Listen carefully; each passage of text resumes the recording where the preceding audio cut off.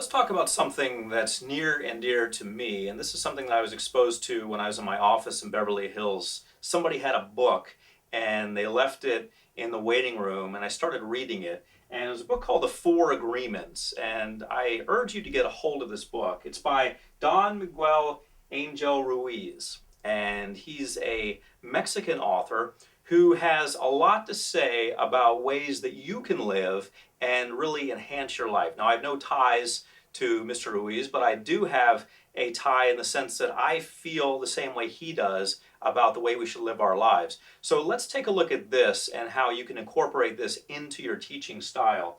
First of all, the first agreement that he puts forth is be impeccable with your word.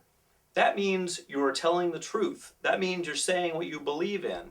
That means that you are standing behind what you say. So the way to do this actually, if you look at the roots of this, at how you get to that point, you realize that to be impeccable with your word, you really need to believe in what you're saying about NLP. And to believe in what you're saying, you really need to get out there and do this. You need to see it in action. That's going to allow you to speak honestly about NLP. So I want you to realize how that ties in. The second one is don't take anything personally. Things are going to happen when you teach. When you are a facilitator of learning, things are going to happen. Things are going to be said about you.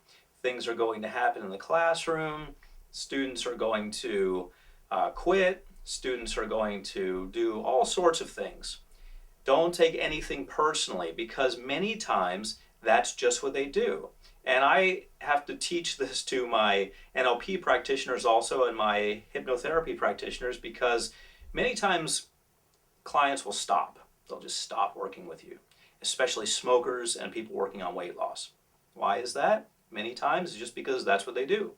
They want to do, and I'm not putting all the blame on the client. I never do that. But many times that's just what the client does. They want to try a lot of things. They want to look like they're trying, and they really want to fail. Believe it or not, they really want to try the next thing and be able to say that they tried and it didn't work. Sometimes they want to be able to prove you wrong. Sometimes they want to be able to prove hypnosis or NLP wrong.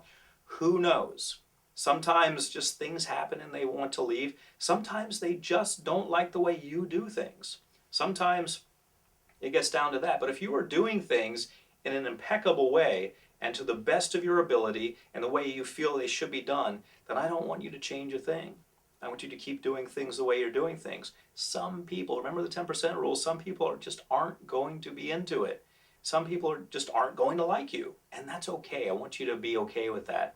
So don't take anything personally. If someone quits your class, or if someone says they're having a hard time learning or anything like that, take your ego out of it. Remove your ego from that. That way you're going to be a more powerful facilitator for learning.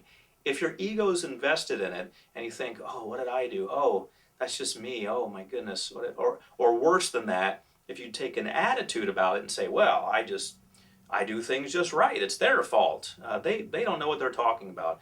Either one of those situations is really not helpful. What is helpful is for you to just let whatever's going to be. Let it happen. If they want to leave, that's fine. Or if something happens, just acknowledge that it happened, and that's okay. If something needs to be dealt with because it's out of the ordinary and affecting the other students, that's another story. But if someone says something or leaves or something like that, don't take it personally. Just realize that that's just what happens.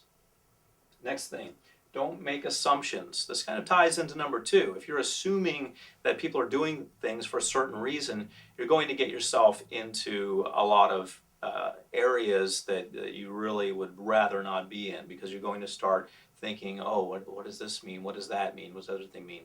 If you want to know something, ask. If you really want to know why they left, you can ask. You can send them a survey sheet, for example.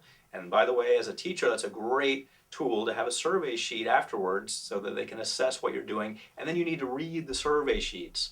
If you go to a seminar, sometimes they'll hand you survey sheets, and sometimes seminar leaders don't read them. They just say, okay, survey sheets in the trash. So you want to make sure you read them. So if you really want to know why people are doing things, ask that person. Don't assume anything. The fourth agreement put forth by Mr. Ruiz is always do your best. Always do your best. This kind of takes care of most of the challenges that you'll face. If you're always doing your best, you're going to find that things are going to work out. That doesn't mean that you're doing things the way that somebody thinks you should do them. That doesn't mean that you're doing things perfectly, because what is perfect after all anyway? That just means that you're doing things to the best of your capability. We all have limitations. We all have things that we wish we were better at. We all have things that we need to work on. We all have limitations of some sort, but we also have the ability to do our best, to do the very best that we can with the knowledge we have. So keep in mind the 4 agreements put forth by Mr. Ruiz, and realize that they can help you tremendously.